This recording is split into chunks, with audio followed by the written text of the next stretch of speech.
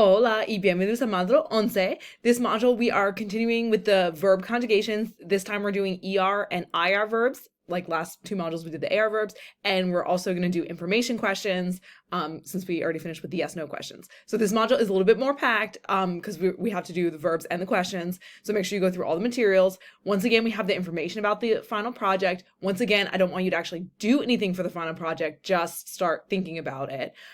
We still have two more modules of content that we need to get through that needs to be on that project. So just think, don't start.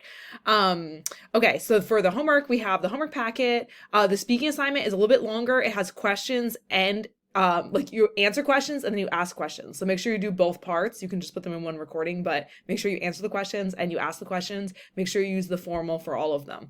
And then the quiz is also a little bit longer. So give yourself time this week. And then next week we'll start our last big topic and then we're just straight on through to the end. So let me know if you have any questions. Y nos vemos pronto.